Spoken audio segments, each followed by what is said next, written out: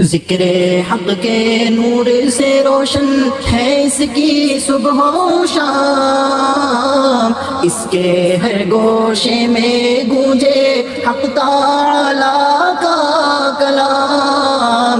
یہ ادارہ مجلس تعلیم القرآن جس کا نام۔ اعوذ باللہ من الشیطان الرجیم، بسم اللہ الرحمن الرحیم۔ لقد سمع اللہ قول الذین قالوا ان اللہ فقیر ونحن اغنیاء سنکتب ما قالوا وقتلهم الانبیاء بغیر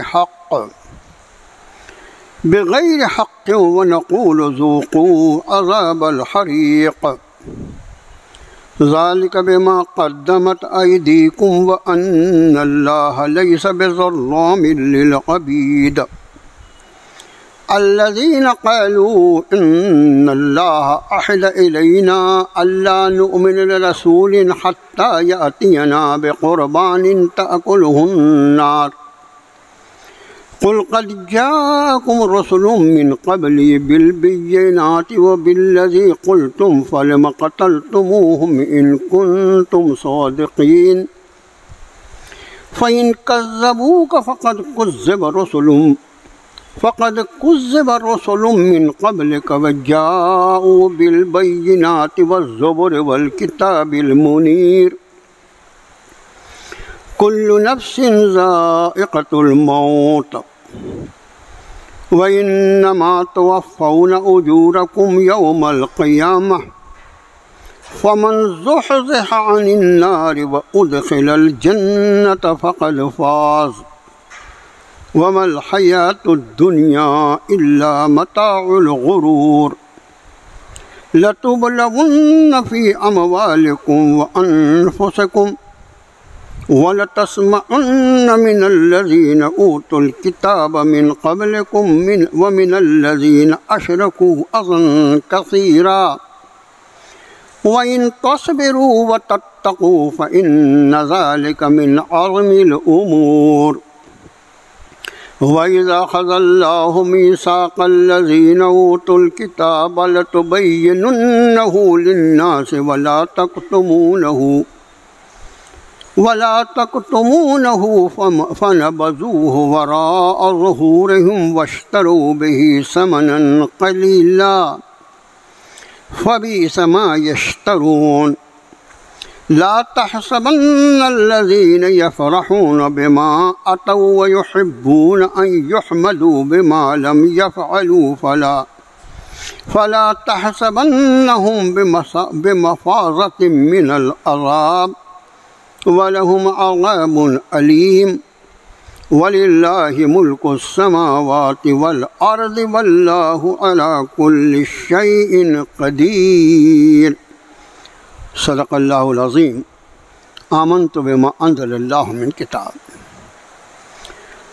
تیسرے نمبر کی صورت شریفہ ہے سورہ آل عمران، چوتھے پارے میں، اور اس کا 19واں رکوع ہے جو اس وقت آپ کو پڑھ کر سنایا گیا، 9 آیات بینات پر مشتمل ہے۔ سب سے پہلے ان آیتوں کا ترجمہ۔ فرمایا تحقیق سن لیا اللہ نے ان لوگوں کی بات جو کہتے ہیں کہ اللہ معاذ اللہ محتاج ہے اور ہم مالدار ہیں۔ ہم لکھتے جاتے ہیں جو کچھ وہ کہہ رہے ہیں، اور نبیوں کا ناحق قتل کرنے کا جو جرم انہوں نے کیا ہے اسے بھی ہم نے لکھ رکھا ہے، اور ہم کہیں گے چکھو عذاب تیز جلن کا۔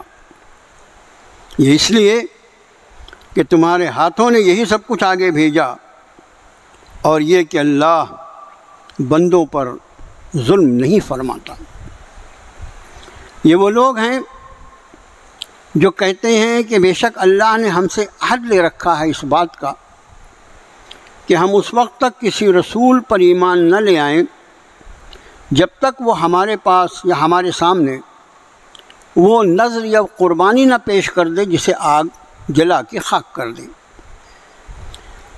آپ فرمائیے نبی صلی اللہ علیہ وسلم کہ مجھ سے پہلے تمہارے پاس بہت سے رسول آ چکے ہیں واضح دلائل کے ساتھ، اور اس نشانی کے ساتھ بھی جو تم کہہ رہے ہو، پھر تم نے ان کو کیوں قتل کر ڈالا اگر تم سچے ہو؟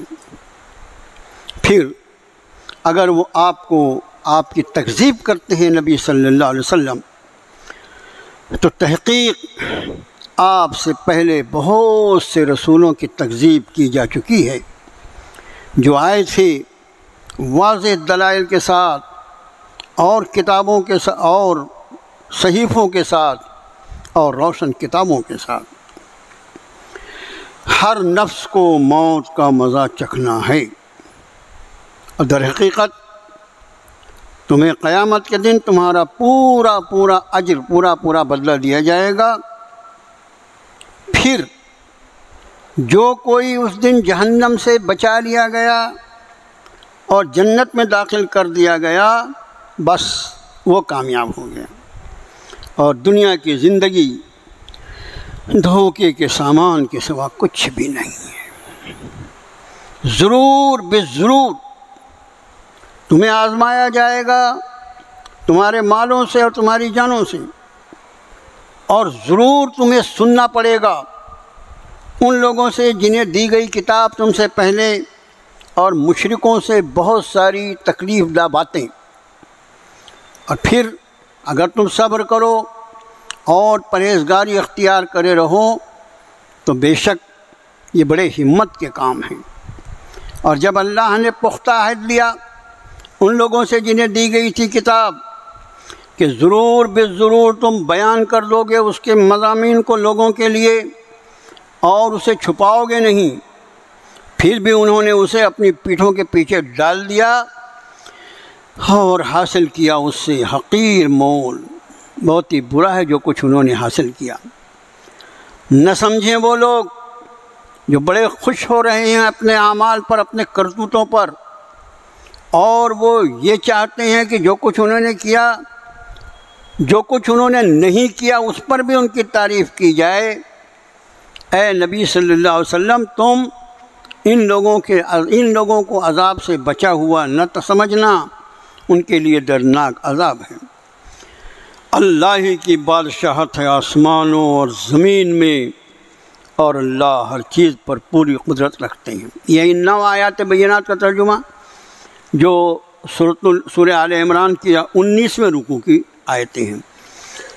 یہ رکوع آخری سے پہلا رکوع ہے۔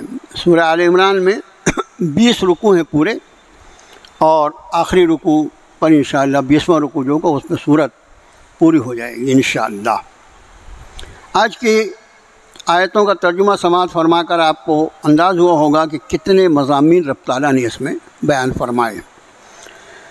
جتنی آیتوں پر اللہ کی توفیق ہو وقت کا لحاظ کرتے ہوئے، پہلی آیت شریفہ میں ایک ایسا مضمون بیان فرمایا گیا کہ رب تعالیٰ نے قرآن شریف میں بندوں کو حسن اعمال کی ترغیب دینے کے لیے، نیک اعمال پر ابھارنے کے لیے مختلف پیرائے استعمال فرمائے۔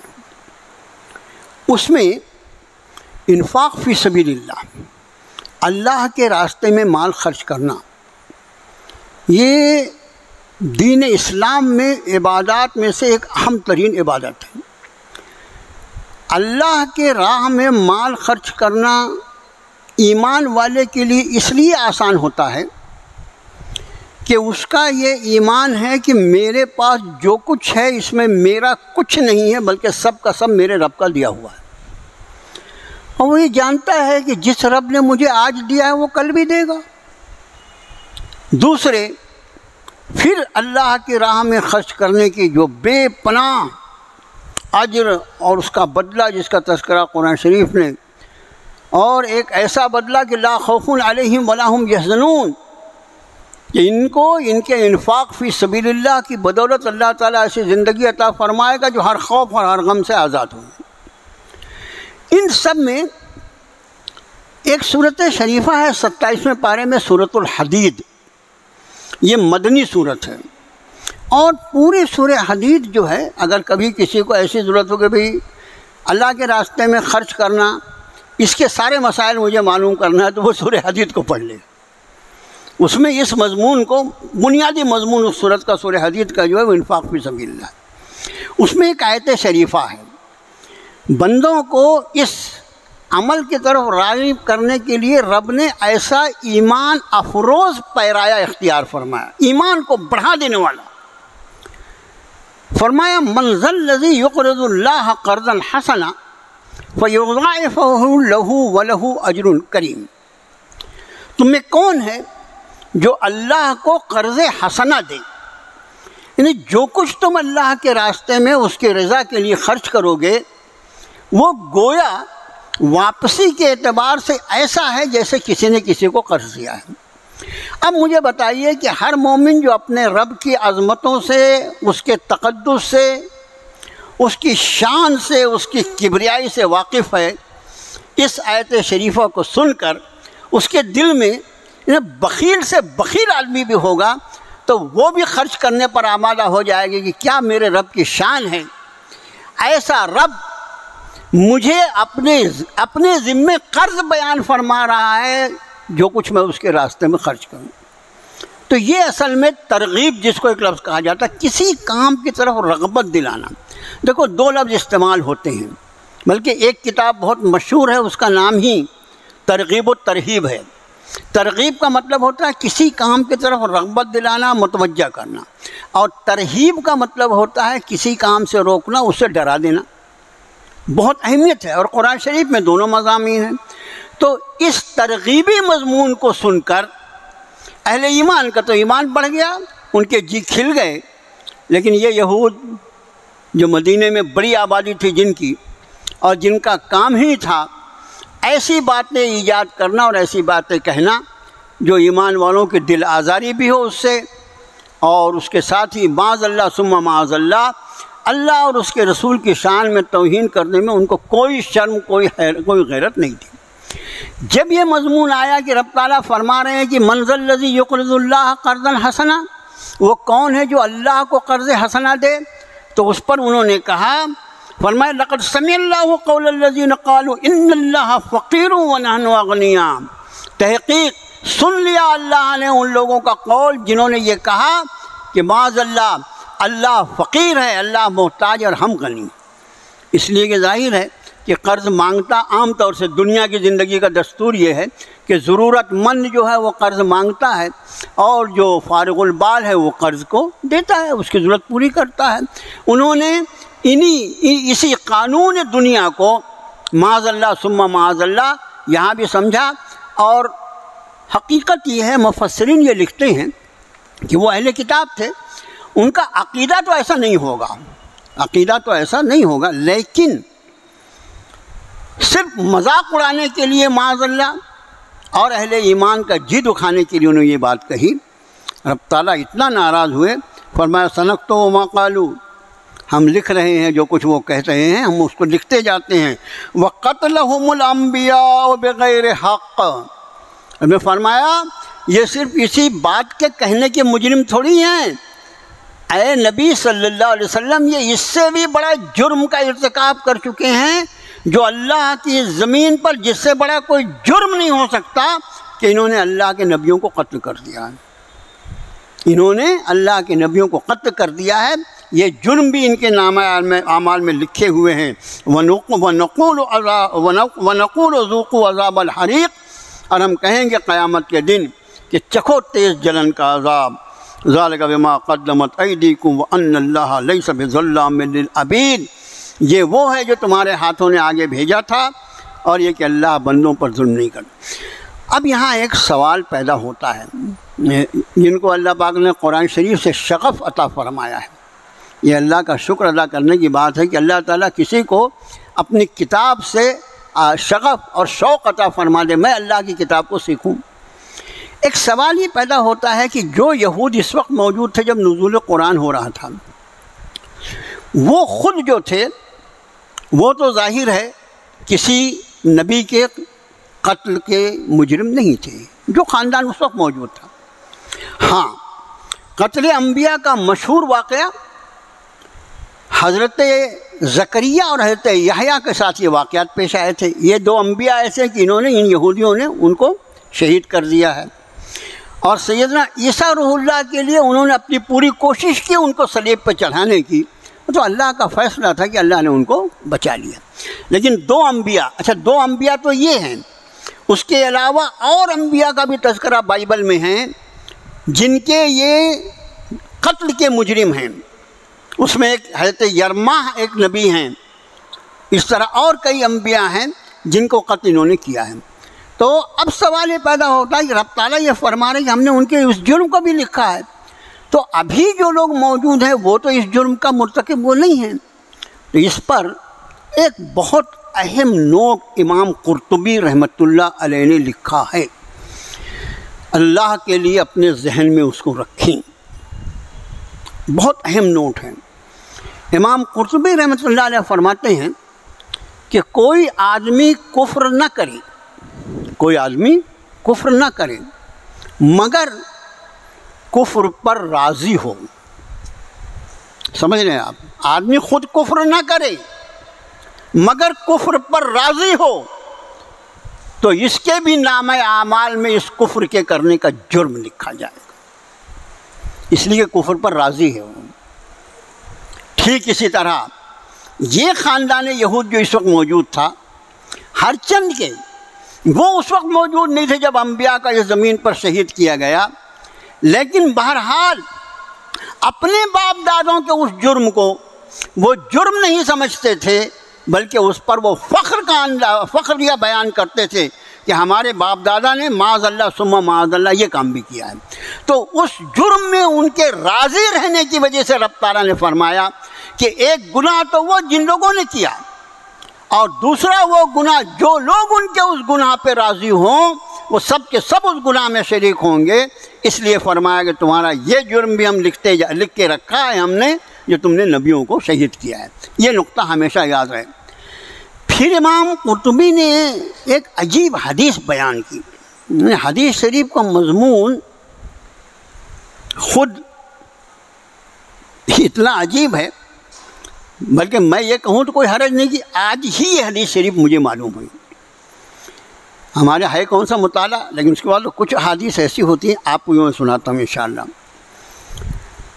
اللہ کے رسول صلی اللہ علیہ وسلم نے فرمایا کہ کوئی شخص کسی مجلس میں موجود ہو، کسی مجلس میں موجود ہو اور اس مجلس میں کوئی برا کام کیا جائے، منکر کیا کام کیا جائے، اور یہ شخص جو وہاں موجود ہے اس کو اپنے دل سے برا مانتا ہوں، نہیں ہونا چاہیے، بہت برا کام ہے، میں مجبور ہوں یہاں بیٹھنے پر، یہ بہت برا کام ہے. ایک شخص ایک مجلس میں موجود ہے جہاں کوئی گناہ کا کام ہوا اور یہ شخص اس گناہ کے کام کو دل سے ناپسند کرتا ہے، تو اللہ کے رسول صلی اللہ علیہ وسلم فرماتے ہیں یہ شخص ایسا ہے گویا یہ اس مجلس میں موجود ہی نہیں.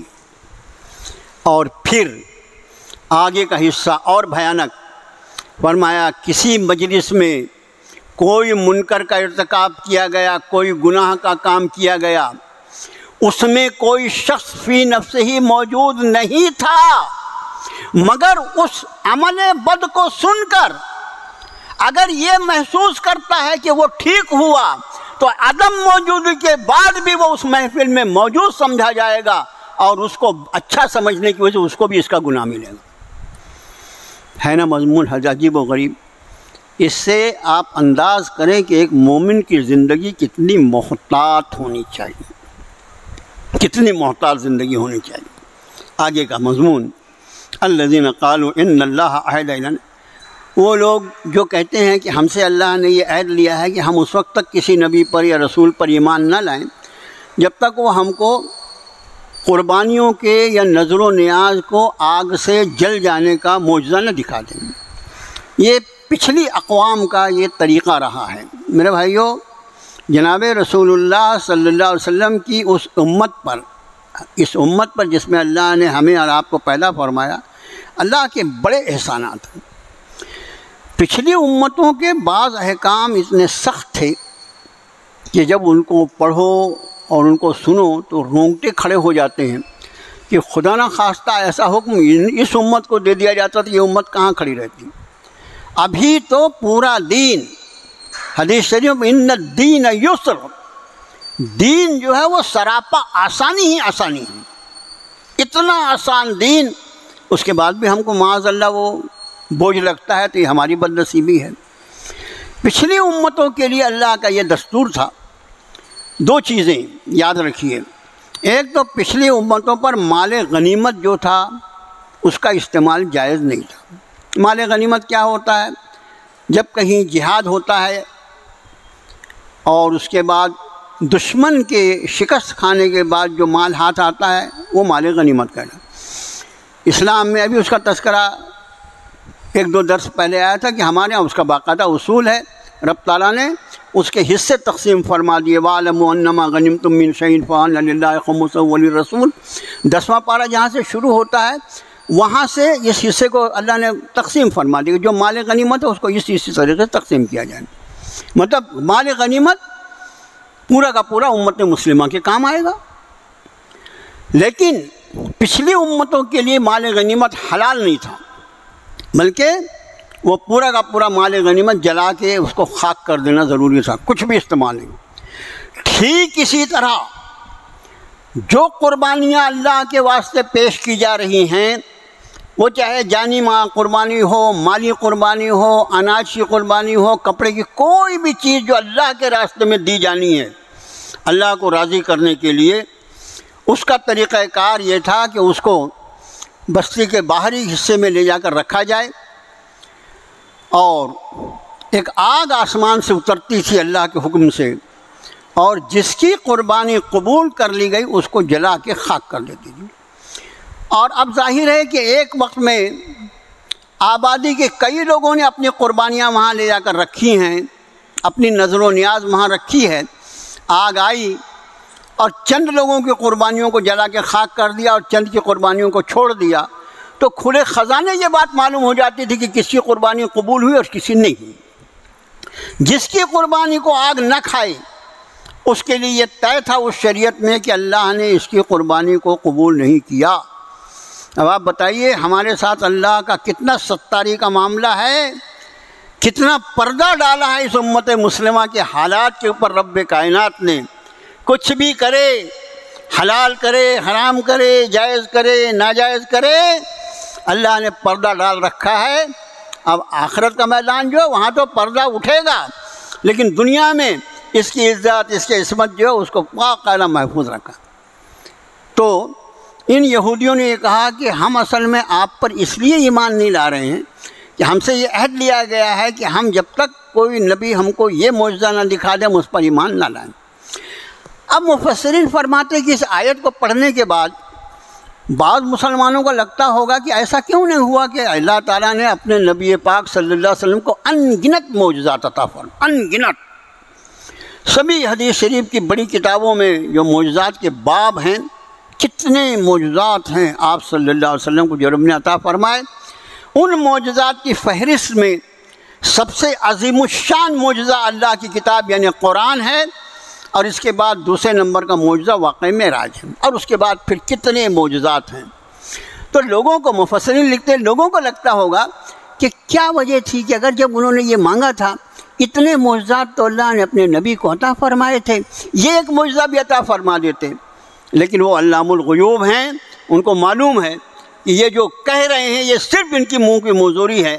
وہ ان کے قلوب کی کیفیت اللہ کو معلوم تھی کہ اس معجزے کو دکھانے کے بعد بھی وہ ایمان لانے والے نہیں ہیں، اس لیے اس نبی اپنے نبی سے اس معجزے کو اللہ نے ظاہر نہیں فرمایا. اب آگے کی آیت دیکھیے، فرمایا فَإِن كَذَّبُوكَ فَقَدْ كُذِّبَ رُسُلٌ مِّن قَبْلِكَ جَاءُوا بِالْبَيِّنَاتِ وَالزُّبُرِ وَالْكِتَابِ الْمُنِيرِ. اے نبی کتنی آیتیں ہیں قرآن شریف کی جو صرف نبی کریم صلی اللہ علیہ وسلم کی تعریف قلب کے لیے نازل ہوئی ہیں. اس کا مضمون ہی جھلکتا ہے کہ نبی کے قلب پر جو زحمت گزرتی ہے، آپ کا دل جو تنگ ہوتا ہے، اس کی تعریف کے لیے آپ اس آیت کو دیکھیے کہ فَإِن كَذَّبُوكَ، پھر اگر یہ آپ کی تکذیب کرتے ہیں نبی صلی اللہ علیہ وسلم، فَقَدْ كُذِّبَ رُسُلٌ مِّن قَبْلِكَ، آپ سے پہلے رسول جمع کا صیغہ آیا، آپ سے پہلے بہت سے رسولوں کی تکذیب کی جا چکی ہے۔ جاؤ بالبینات، وہ سارے کے سارے ہمارے رسول واضح دلائل لے کر آئے تھے، والزبر، اور صحیفے لے کر آئے تھے، بل کتاب منیر، اور کھلی ہوئی کتابیں لے کر آئے تھے۔ اس کا معنی یہ کہ یہ اس نسل انسانی کے منکرین کا یہ وتیرہ رہا ہے کہ ہمیشہ انہوں نے اللہ کے نبیوں کی معاذ اللہ تکذیب کی۔ یہ آپ کی تکذیب نبی صلی اللہ علیہ وسلم یہ کوئی نیا معاملہ نہیں ہے، بلکہ اس کے پہلے بھی ہم نے مختلف انبیاء اور رسولوں کو بھیجا جن کو دلائل بھی ہم نے دیے تھے۔ زبور جو ہے وہ زبور کی جمع ہے، زبور یعنی صحیفہ، زبور یعنی صحیفے۔ اچھا، یہ خود زبور جو ہے وہ ایک کتاب کا نام ہے جو حضرت داؤد علیہ السلام پر اللہ نے نازل فرمائی، لیکن صحیفوں کے لیے الگ الگ خود صحیفہ استعمال ہوا۔ صحف ابراہیم و موسیٰ، ہم نے حضرت ابراہیم کو اور موسیٰ کو صحیفے عطا فرمائے، لیکن یہاں زبور کا لفظ جو ہے وہ صحیفوں کے معنی میں آیا، جن کو ہم نے واضح دلائل عطا فرمائے تھے، صحیفے عطا فرمائے تھے، بل کتاب منیر، اور روشن کتابیں عطا فرمائی تھیں۔ اب اگلی آیت شریفہ کیا مضمون ہے؟ کل نفس ذائقۃ الموت۔ یہ جو کچھ کر رہے ہیں آپ کے ساتھ، یہ مضمون پچھلی آیت سے لگا ہوا ہے۔ آپ کے ساتھ جو کچھ کر رہے ہیں چھوٹ نہیں جائیں گے، بلکہ کل نفس ذائقۃ الموت، ہر نفس کے لیے موت کا ذائقہ ہے۔ یہ کوئی چیز ایسی نہیں، کوئی متنفس ایسا نہیں جس کے لیے اللہ نے موت کو مقدر نہ کیا ہو۔ اور اس موت کے آنے کے بعد وَإِنَّمَا تُوَفَّوْنَ أُجُورَكُمْ يَوْمَ الْقِيَامَةِ، قیامت کے دن تم کو تمہارے اجور، تمہارا اجر پورا دے دیا جائے گا۔ فَمَنْ زُحْزِحَ عَنِ النَّارِ وَأُدْخِلَ الْجَنَّةَ فَقَدْ فَازَ۔ یہ اس زمین پر کامیابی اور ناکامی کے فیصلے نہیں ہو سکتے۔ آیت شریفہ کیا بتا رہی ہے کہ جس دن پہلے موت کے بعد قیامت، موت تو جو ہے ہر آدمی کو الگ الگ آئے گی، اسی لیے ہمارے محدثین فرماتے ہیں کہ موت جو ہے وہ ہر آدمی کی قیامت ہے، ہر آدمی کی انفرادی قیامت کا نام موت ہے، اور کائنات کی اجتماعی موت کا نام قیامت ہے۔ آدمی کی انفرادی موت کہلاتی ہے، کائنات کی انفرادی موت قیامت کہلاتی ہے۔ تو فرمایا کہ موت آئے گی، اور اس کے بعد پھر قیامت کا دن آئے گا، اور پھر قیامت کے دن آنے کے بعد یہ فیصلہ ہوگا فَمَنْ زُحْزِحَ عَنِ النَّارِ، اس دن جو کوئی آگ سے بچایا گیا اور جنت میں داخل کر دیا گیا، فقد فاز، بس وہ کامیاب ہو۔ اس آیت شریفہ سے کیا معنی نکلا؟ واضح ہے یہ مضمون کہ کامیابی اور ناکامی کے جو پیمانے لوگ اس زمین پر قائم کرنا چاہتے ہیں، ان کی سوچ 100% غلط ہے۔ کامیابی اور ناکامی کا پیمانہ حشر کا میدان ہے، جس کو اس دن اللہ نے جہنم سے بچا لیا اور جس کے لیے جنت کا فیصلہ فرما دیا، وہ کامیاب۔ اب اس کے بعد اس کا آخری حصہ ہے کہ وَمَا الْحَيَاةُ الدُّنْيَا إِلَّا مَتَاعُ الْغُرُورِ، اور یہ دنیا کی زندگی یہ دھوکے کے سامان کے سوا۔ اس آیت شریفہ میں کئی مضامین ہیں، وقت کا لحاظ کرتے ہوئے اللہ جتنے کی توفیق عطا فرمائے۔ ایک مضمون ہے موت کا۔ موت کا جہاں تک تعلق ہے، مومن جو موت کو لقائے رب کا ذریعہ سمجھتا ہے، میں اور آپ، ہمارے لیے موت کیا ہے؟ سلام ہو جناب رسول اللہ صلی اللہ علیہ وسلم کی ذات عالی پر، کیا بات ارشاد فرمایا الدنیا سجن المومن و جنت الکافر، او کما قال علیہ الصلوۃ والسلام۔ سرکار فرماتے ہیں یہ دنیا مومن کے لیے قید خانہ ہے، مومن کے لیے قید خانہ ہے، اور کافر کے لیے جنت ہے۔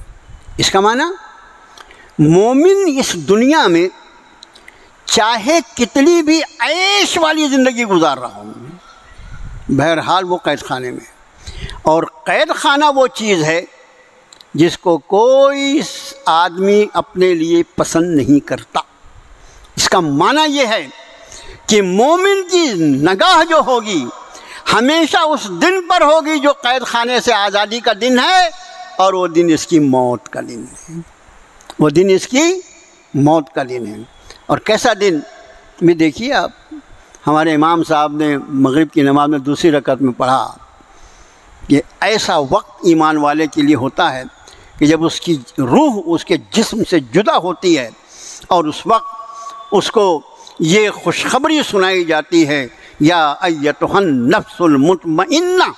دیکھو نفس کا لفظ جو ہے نا، وہی نفس یہاں بھی ہے، یا ایتھا النفس المطمئنہ ارجعی الی ربک راضیۃ مرضیہ فادخلی فی عبادی وادخلی جنتی۔ اے اطمینان والی روح، چل لوٹ چل اپنے رب کی طرف۔ دیکھو یہ رجوع کا لفظ جو ہے نا، رجوع کا لفظ جو ہے وہ چلنے کے لیے نہیں بلکہ لوٹنے کے لیے استعمال ہوتا ہے۔ یہ روح ایک مرتبہ اس کے جسم میں ڈالی گئی تھی، اب آج اس روح کو واپس لوٹایا جا رہا ہے اس کے رب کی طرف۔ اس لیے فرمایا یا ایتھا النفس المطمئنہ ارجعی الی ربک، لوٹ چل تیرے رب کی طرف، راضیۃ مرضیہ، وہ جس سے تو بھی راضی ہے اور تیرا رب بھی تجھ سے راضی ہے، وہ بھی تیرے انتظار کر رہا ہے، میرا بندہ میرے پاس آنے والا ہے۔ فادخلی فی عبادی وادخلی جنتی، تیرے لیے خوشخبری موجود ہے، آ میرے مخصوص بندوں میں شامل ہو جا، میری جنت میں داخل ہو جا۔ یہ موت کا دن، کون سا مومن ہوگا جو اس دن کو ناپسند کرے گا؟ میرے بھائیوں، موت جو ہے وہ آنی ہے، طے شدہ ہے۔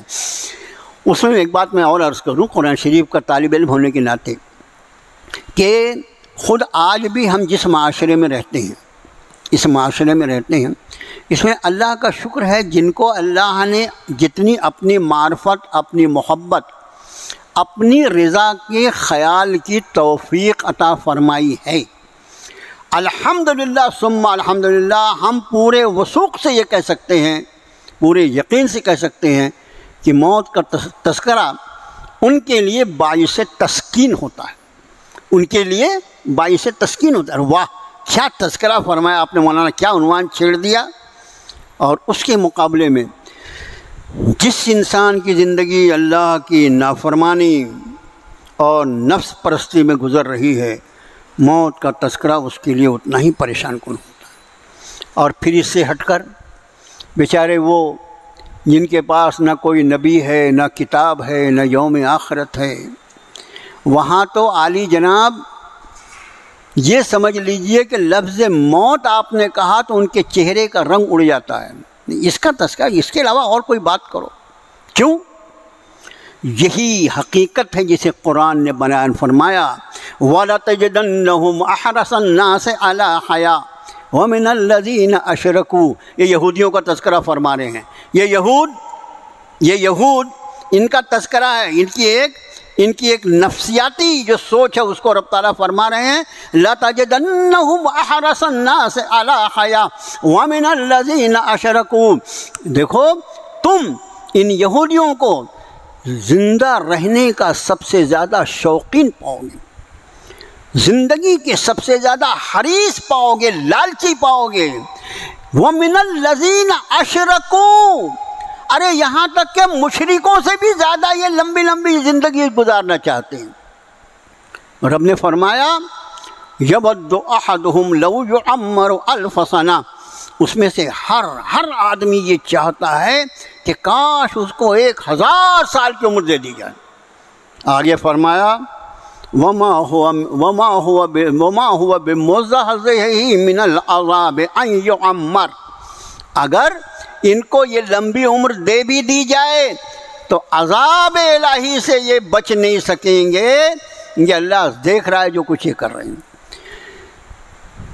ان کا ایک قول ہے، قرآن نے نقل کیا کہ نحن ابناء اللہ و استغفر اللہ، نحن ابناء اللہ و احباؤہ، ہم اللہ کے بیٹے ہیں استغفر اللہ، اور ہم اس کے چہیتے ہیں۔ کہیں یہ کہا لن يدخل الجنت الا من كان هودا او نصارا، ارے صاحب کوئی جنت میں جائے گا نہیں سوائے وہ جو یہودی اور نصارہ ہوں۔ رب نے فرمایا اگر جنت کی اتنی ٹھیکیداری ہے تمہاری کہ تم مرے اور جنت میں داخل ہو جاؤ گے تو موت کی تمنا کر کے بتاؤ نا، موت کی تمنا کر دو۔ سورہ جمعہ میں ارشاد فرمایا کہ قُلْ يَا أَيُّهَا الَّذِينَ هَادُوا إِن زَعَمْتُمْ أَنَّكُمْ أَوْلِيَاءُ لِلَّهِ مِن دُونِ النَّاسِ فَتَمَنَّوُا الْمَوْتَ إِن كُنتُمْ صَادِقِينَ۔ آپ فرمائیے نبی صلی اللہ علیہ وسلم کہ اے یہودیو، اگر تمہیں یہ زوم ہے کہ سارے لوگوں کو چھوڑ کر تم ہی اللہ کے چہیتے ہو تو تم موت کی تمنا کر لو نا۔ اب ایک سوال یہ ہوتا ہے، مفسرین نے بڑا پیارا نقطہ بیان کیا کہ جیسے یہ آیت نازل ہوئی تو آ جانا چاہیے تھا یہودیوں کا ایک گروہ، ہاں ہم آ گئے صاحب، ہم ابھی موت کی تمنا کرتے ہیں، اللہ ہمیں ابھی موت دے دے۔ لیکن ایسا کسی ایک یہودی نے بھی نہیں کیا۔ اس کی وجہ کیا تھی؟ وہ جانتے تھے، زبان سے انکار کر رہے تھے، لیکن دل کے اندر دل ان کے معترف تھے کہ یہ سچے رسول ہیں۔ کہیں ان کے سامنے جا کر اس کا اقرار کیا، ہاں ہم مرنے کے لیے تیار ہیں، اور کہیں اللہ کا فیصلہ آ گیا تو ابھی جتنے جائیں گے سب کی لاشیں اٹھانا پڑے گا وہاں سے، اس ڈر کے مارے آئے نہیں ہو۔ پھر رب نے ارشاد فرمایا کہ وَلَن يَتَمَنَّوْنَهُ أَبَدًا بِمَا قَدَّمَتْ أَيْدِيهِمْ وَاللَّهُ عَلِيمٌ بِالظَّالِمِينَ۔ اپنے ہاتھوں سے جو کرتوت کر چکے ہیں نا، اس کے لیے کبھی بھی یہ موت کی تمنا نہیں کریں گے۔ آگے جو بات ارشاد فرمایا قُلْ إِنَّ الْمَوْتَ الَّذِي تَفِرُّونَ مِنْهُ فَإِنَّهُ مُلَاقِيكُمْ۔ آپ فرمائیے نبی صلی اللہ علیہ وسلم، سنو، جس موت سے تم بھاگ رہے ہو، تفرون، تم فرار اختیار کر رہے ہو، آپ فرمائیے نبی صلی اللہ علیہ وسلم، جس موت سے تم بھاگ رہے ہو وہ تم کو آ کر رہے گی۔ قُلْ إِنَّ الْمَوْتَ الَّذِي تَفِرُّونَ مِنْهُ فَإِنَّهُ مُلَاقِيكُمْ ثُمَّ تُرَدُّونَ إِلَىٰ عَالِمِ الْغَيْبِ وَالشَّهَادَةِ فَيُنَبِّئُكُم بِمَا كُنتُمْ تَعْمَلُونَ۔ اور پھر وہ موت جو ہوگی وہ تمہاری داستان کو ختم کرنے والی نہیں، وہ تم کو تمہارے رب کی بارگاہ میں لوٹانے کا ذریعہ ہوگی۔ اس عالم الغیب والشہادہ کی بارگاہ میں تم کو لوٹایا جائے گا، اور پھر وہ تمہیں خبردار کرے گا تم کیا کر کے آئے ہو۔ یہ ہے موت۔ تو مومن کے لیے ایک حدیث شریف میں اللہ کے رسول صلی اللہ علیہ وسلم فرمایا کہ مومن کے لیے موت اللہ کی طرف سے تحفہ ہے۔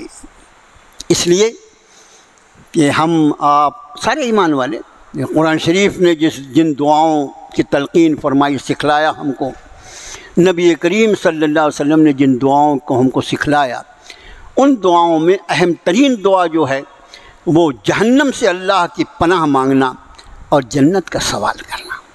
اس لیے کہ جنت اور جہنم دونوں اللہ کی مخلوق ہیں، تو اللہ سے جہنم کے لیے پناہ طلب کرنا اور جنت کا سوال کرنا۔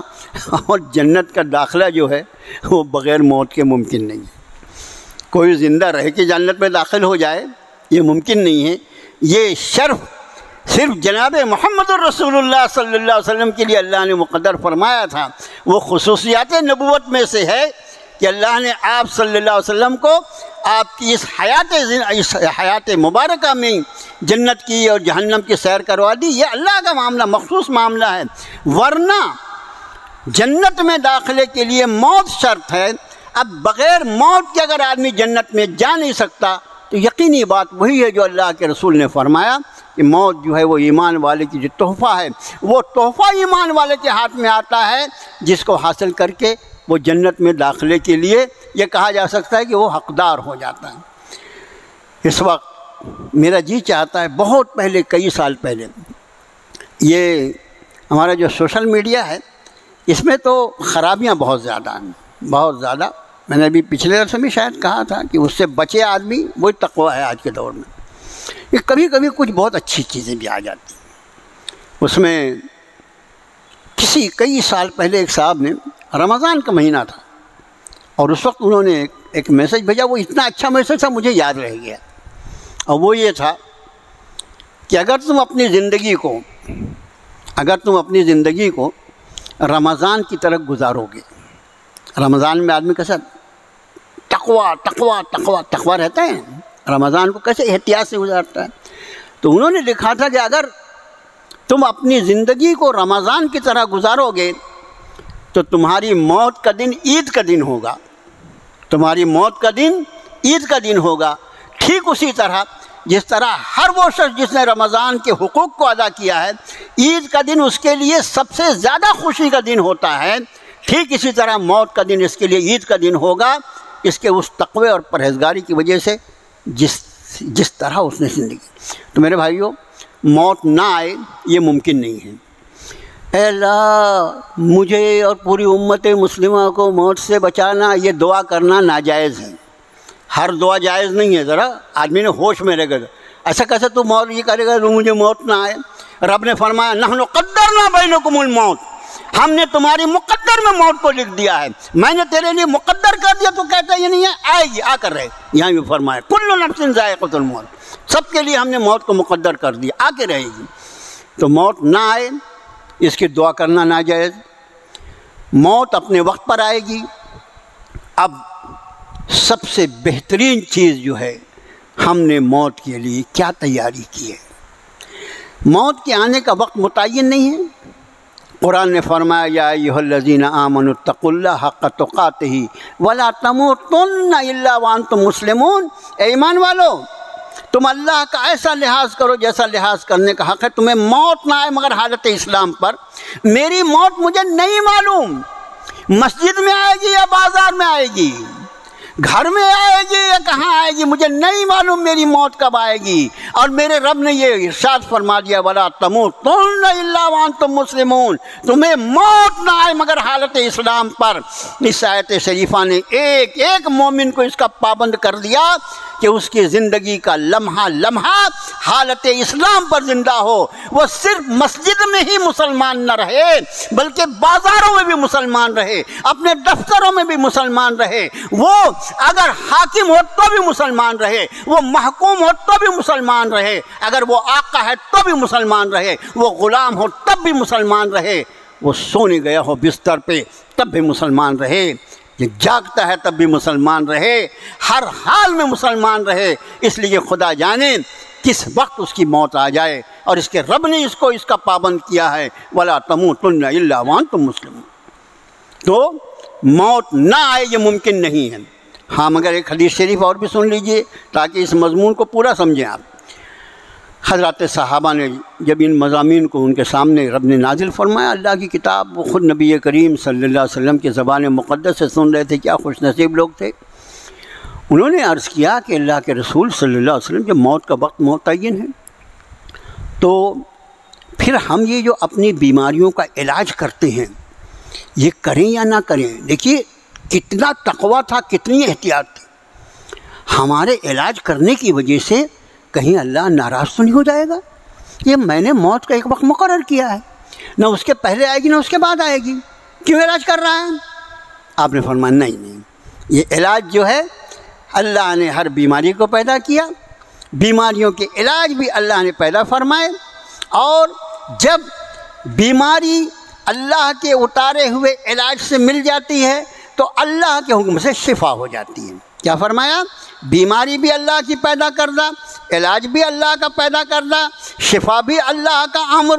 اس لیے فرمایا یہ تو تمہاری تقدیر کا حصہ ہوتا ہے، تمہاری بیماریاں بھی مقدر ہوتی ہیں اور اس کا علاج بھی اللہ نے مقدر میں لکھ رکھا ہے، اس لیے تمہارا دوا علاج کرانا یہ تقوی اور پرہیزگاری کے خلاف ہرگز نہیں، لیکن جائز جائز۔ ایک صاحب کو ہم جانتے ہیں کہ کیا عرض کریں، کینسر کا موذی مرض ہو گیا۔ اب دنیا جانتی ہے، اللہ پوری امت مسلمہ کو اپنی حفاظت میں رکھے اس بیماری سے۔ اب میرے بھائیوں میں آپ سے عرض کرتا ہوں کہ مہلک بیماریاں جو ہیں نا، ان ساری بیماریوں سے اللہ کی پناہ مانگتے رہنا چاہیے، اپنے لیے بھی، اپنے بال بچوں کے لیے، پوری امت مسلمہ کے لیے۔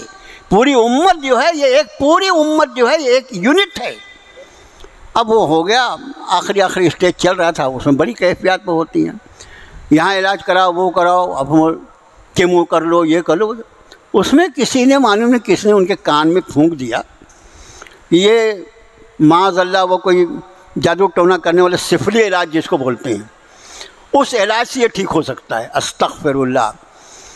گھر کا گھر نمازی اور بڑا دینی تحریکوں سے بھی تعلق اور یہ اور وہ سب، اور زندگی کا آخری عمر کی آخری حصہ کیسا گزرا، تو وہ کینسر کا علاج صرف علم سے۔ استغفر۔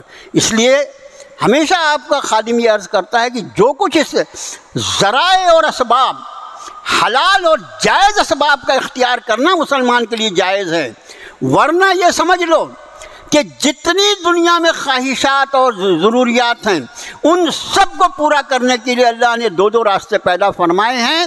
اس کا حلال راستہ ہے وہ اختیار کر کے اللہ کی رضا حاصل کرنے کے لیے، اور اس کا ناجائز راستہ بھی ہے اگر کوئی اپنے آپ کو جہنم میں جگہ بنانا چاہے اس کے لیے۔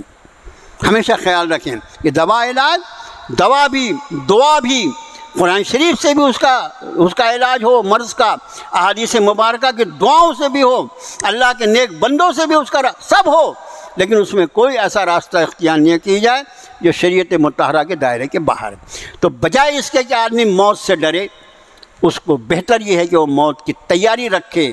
اور کیسی تیاری؟ موت کی ایسی تیاری رکھے کہ میرا آنے والا لمحہ بھی اگر مجھے اللہ کی بارگاہ میں لے جانے والا ہے تو میں اپنے رب کی بارگاہ میں اس کی رضا کے ساتھ، بس اتنا خیال رکھیے۔ اب آگے فرمایا کہ ضرور بالضرور تمہیں آزمایا جائے گا تمہارے مالوں سے، تمہاری جانوں سے، اور جنہیں کتاب دی گئی ہے ان لوگوں سے اور مشرکوں سے بہت ساری تکلیف دہ چیزیں تم سنو گے۔ وَإِن تَصْبِرُوا وَتَتَّقُوا، اگر تم صبر کرو اور پرہیزگاری اختیار کرو۔ ہر چیز کا علاج قرآن میں، میرا جی چاہتا ہے کبھی ایسا وقت آئے کہ وہ 50 جگہ پر جہاں مختلف ایمان والوں کی آزمائشوں کا تذکرہ ہے، اور پھر اس کے بعد رب نے اس کا علاج بتایا، وَإِن تَصْبِرُوا وَتَتَّقُوا، وَإِن تَصْبِرُوا وَتَتَّقُوا، اور اگر تم صبر کرو گے اور پرہیزگاری کرو گے، اور اگر تم صبر کرو گے اور پرہیزگاری کرو گے۔ اس کا معنی یہ کہ ساری آزمائشیں جو اس زمین پر ایک انسان پر آ سکتی ہیں اور ایک مومن پر آ سکتی ہیں، ان سارے آزمائشوں کا علاج جو ہے قرآن نے صبر اور تقویٰ بیان کیا۔ یہاں فرمایا مشرکوں سے، اہل کتاب سے بہت ساری ایسی کڑوی کسیلی باتیں سننی پڑیں گی۔ وَإِن تَصْبِرُوا وَتَتَّقُوا، لیکن اگر تم صبر کرو اور پرہیزگاری کرو، وَإِنَّ ذَلِكَ مِنْ عَزْمِ الْأُمُورِ، یہ زبردست ہمت کے کام ہیں۔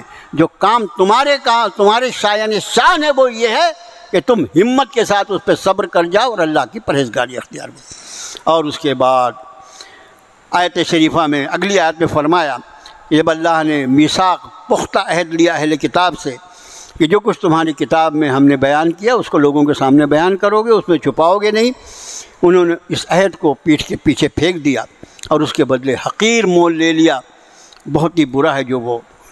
اب اس کے بعد کی آیت میں فرمایا، لا تحسبن الذین یفرحون بما اتوا، نہ تم خیال کرو ان لوگوں کے بارے میں جو خوش ہو رہے ہیں اپنے اعمال پر، وَيُحِبُّونَ أَن يُحْمَدُوا بِمَا لَمْ يَفْعَلُوا، اور وہ یہ چاہتے ہیں کہ جو کچھ انہوں نے نہیں کیا اس پر بھی ان کی تعریف کی جائے۔ فَلَا تَحْسَبَنَّهُمْ بِمَفَازَةٍ مِّنَ الْعَذَابِ، ان لوگوں کو تم عذاب سے رہا شدہ مت سمجھنا۔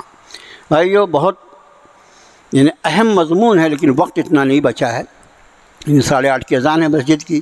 میں نے پچھلے درس میں بھی عرض کیا تھا کہ اذان سے 2 منٹ پہلے ہم کو نکل جانا ضروری ہوتا ہے مسئلے کے اعتبار سے۔ وہ یہ کہ یہ اہل کتاب کا تذکرہ ہے کہ جو کچھ کر رہے ہیں، یعنی جو کالے کرتوت کر رہے ہیں، وہ اس میں بڑے خوش ہو رہے ہیں، ہم نے بہت اچھا کیا۔ نبی کریم صلی اللہ علیہ وسلم نے کوئی بات پوچھی، بھئی یہ فلاں حکم جو ہے یہ تمہاری تورات میں موجود ہے نا؟ نہیں تورات میں نہیں موجود ہے۔ جھوٹ بول دیا اور باہر جا کے کھلے اڑانے لگے، دیکھا کیسا ہم نے جھوٹ بول دیا، اور اس طرح کے کام۔ رب تعالیٰ نے فرمایا کہ یہ چاہتے ہیں کہ ان چیزوں پر بھی ان کی تعریف کی جائے جو انہوں نے کیا نہیں۔ اس مضمون کے ذیل میں آپ سے ایک بات آپ کا خادم عرض کرنا چاہتا ہے، ذرا کڑوی کسیلی بات ہے، وہ یہ کہ اس شریعت مطہرہ میں ایک بڑا بھیانک گناہ ہے جو ریا کہلاتا ہے، اور ریا جو ہے یہ اخلاص کے ایک دم مد مقام۔ اخلاص جو کام کیا جائے اللہ کے لیے، صرف اللہ کے لیے، فقط اللہ کے لیے، بس وہی کام اللہ کی بارگاہ میں قبول۔ اور اللہ کی رضا کے سوا کوئی دوسری نیت ہو وہ سب کی سب ریا میں جائے گی۔ بخاری شریف کی حدیث کی روشنی میں سب سے پہلا جو مقدمہ حشر کے میدان میں فیصل کیا جائے گا وہ ایک عالم دین، ایک بڑے سخی داتا اور ایک شہید کا ہوگا۔ عالم دین، جو عالم واقعی عالم ہو تو وہ نبی کا وارث ہے۔ سخی، جس کی سخاوت ساری دنیا میں مشہور تھی۔ اور شہید، کیا دیکھنا ہے کہ اس نے اللہ کے راستے میں اپنی جان دے دی۔ قرآن نے منع کیا اس کو مردہ مت کہو، وہ تو زندہ ہیں۔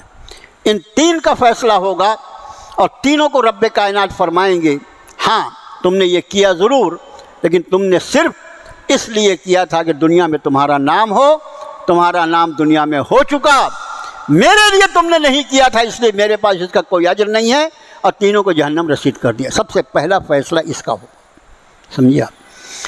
تو میں آپ سے عرض کروں کہ جو کام کیا گیا، جو کام اللہ کی توفیق سے ہوا، اگر اس پر کوئی یہ چاہے کہ لوگ میری تعریف کریں اور میرا نام ہو، اگر وہ ریا کے خانے میں لے جا کر اس کو جہنم رسید کر دے، تو ایسا عمل جو سرے سے کیا ہی نہیں اور اس کے بعد بھی یہ تمنا رکھتا ہو کہ اس کے لیے بھی میری ہی تعریف کی جائے، کتنا قابل نفرت عمل ہوگا۔ بس جو بات عرض کرنا چاہتا تھا، آپ خادم ہوئے کہ اللہ کے لیے اپنے اعمال کو ریا سے پاک صاف رکھیے۔ آج کے دور میں ہماری زندگی کو جس چیز نے اجیرن کر دیا ہے وہ ہمارا دکھاوا ہے۔ ہمارے ہوتا ہے نا کارڈ، شادی کارڈ سے شروع ہوتا ہے ہمارا معاملہ۔ ان کا 50 کا تھا تو میرا 70 کا ہونا، ان کا 70 کا تھا تو میرا 100 کا ہونا، ارے یہ تو 100 کا ہے میں 150 کا نہیں کیا۔ اچھا ہوا بیچارہ وہ شخص جس کی شادی کی بڑی دھوم دھام تھی پچھلے ہفتے، اس نے جو کارڈ لوگوں کو دیا، اس کارڈ کی قیمت جو ہے وہ 4,02,000 روپے ہے۔ ایک کارڈ کی قیمت 4,02,000 سونے چاندی کا بنا ہوا ہے۔ کم سے کم مسلمانوں کو اب تو شرم آنا چاہیے، کہاں کہ اس کے اندر ریس کر رہے ہو یار۔ دن تاریخ جگہ کی خالی اطلاع کرنا ہے، وہ 10 روپے کے کارڈ سے بھی ہوتا ہے۔ وہ پیسہ بچا کے اللہ کے کسی ضرورت مند بندے کی ضرورت پوری کر دو، کسی بیوہ کے سر پہ چادر ڈال دو، کسی یتیم کی داد رسی کر دو، یہ کرنے کے کام ہیں۔ دکھاوا یہ مسلمان کی شان کے خلاف ہے۔ اور اس حدیث شریف پہ یہ بات کو میں پورا کرتا ہوں جس میں اللہ کے رسول صلی اللہ علیہ وسلم نے فرمایا، یہ بہت ہی بھیانک ہے یہ حدیث شریف، من صلی یرائی فقد اشرک ومن صام یرائی فقد اشرک ومن تصدق یرائی فقد اشرک، کما قال علیہ الصلوۃ والسلام، جس نے دکھاوے کے لیے نماز پڑھی اس نے شرک کیا، جس نے دکھاوے کے لیے روزہ رکھا اس نے شرک کیا، اور جس نے دکھاوے کے لیے صدقہ کیا اس نے شرک کیا، جیسا اللہ کے رسول نے فرمایا۔ اللہ میری آپ کی سب کی حفاظت فرمائے، اللہ ہمیں حق کو حق دکھا، اس پہ عمل پیرا ہونے کی توفیق عطا فرما، اللہ ہمیں باطل کو باطل دکھا اور اس سے بچنے کی توفیق عطا فرما۔ ہمارے قمر الدین کی بھانجی سارا انجم سخت علیل ہیں، میوہ میں بھرتی ہیں، ہم دعا کرتے ہیں اللہ تعالیٰ ان کو بہترین شفا عطا فرمائے، اور سارے اہل ایمان کے لیے ہم دعا کرتے ہیں اللہ جو جس تکلیف میں مبتلا ہے مولا آپ ہی سب کے داد رس ہیں، آپ ہی تکالیف کو دور فرمانے والے ہیں۔ اللہ امت مسلمہ جن پریشانیوں سے دوچار ہے اللہ ان سب کو اپنے فضل و کرم سے دور فرما دے، اللہ اس دنیا کو بھی آسان فرما دے، اللہ آخرت کو بھی آسان فرما دے۔ وصلی اللہ تعالیٰ علی خیر خلقہ محمد وآلہ وسلم۔